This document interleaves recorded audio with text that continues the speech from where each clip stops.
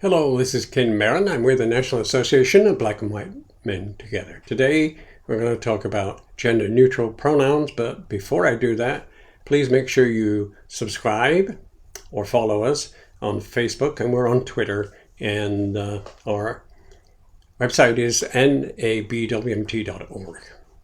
So, on with the show. Gender-neutral pronouns.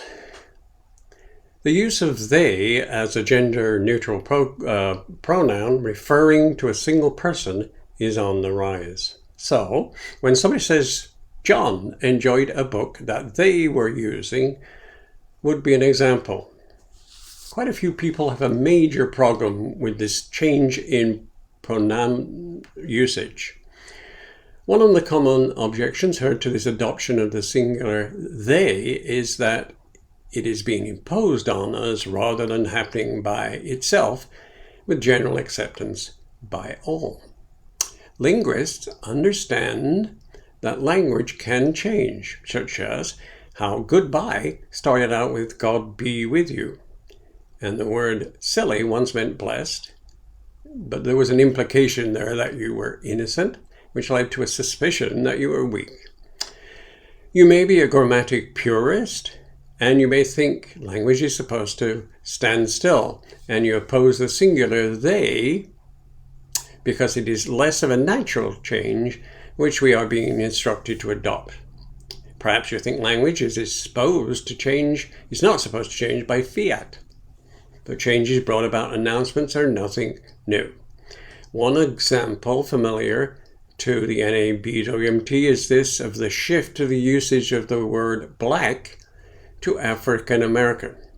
This largely came from the urging of the Reverend Jesse Jackson in the late 1980s. He implored people to embrace the term, arguing, quote, to be called African Americans as cultural integrity. It puts us in our proper historical context. But the intersection is slight between people up in arms against they and people who find the term African American insisted and therefore is not quite right.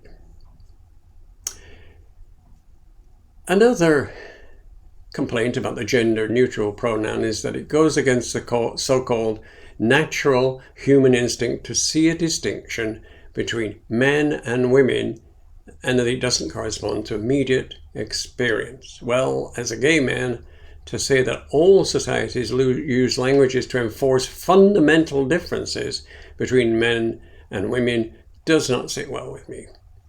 Much of what we are taught about the, quote, proper way to write and speak is based on a quest for this kind of fine-tuning, reminding people of distinctions that may not occur to them spontaneously.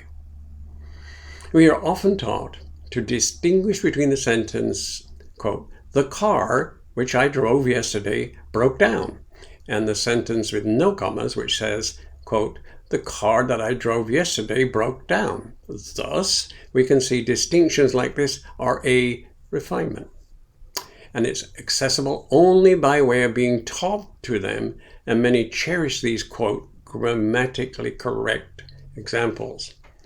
A very classist viewpoint. In Spanish, refinement is also possible. A corner in a room is a rincón, but a corner in the street is an esquina. In English, a corner is a corner. Using they is a refinement in some way. Through history, there is evidence of some people who do not feel comfortable in the roles traditionally assigned to men and women, including those who feel they have that they embody aspects of both. Examples are the Mooks, which are part of the Zapotec community in Mexico. They are recognized in their culture as being a third gender. A language of pronoun referring to these individuals can be seen a step ahead that signals increasing sophistication in how we see people, as well as how they see themselves.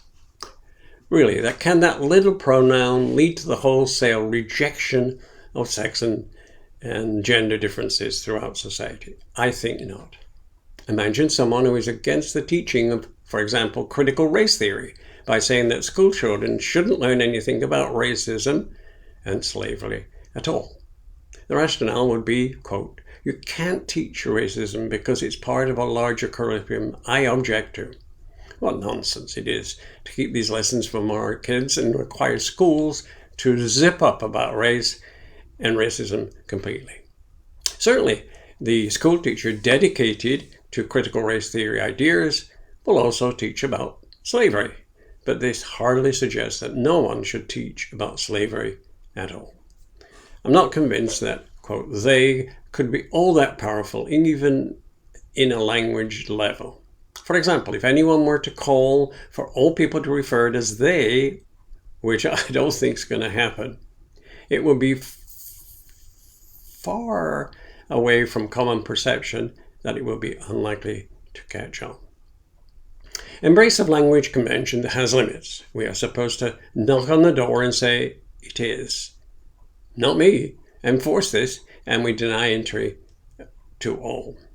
People are referring to themselves as some of their cohorts and their friends as "they." I suspect that we are ultimately seeing something more happening to a pronoun that never seems to want to sit still. Interesting topic. This is Ken Barron. I'm with the National Association of Black and White Men Together, nabwmt.org, and as you can see, we're on Facebook Live. Hoping to see you one more time, and that's it for now.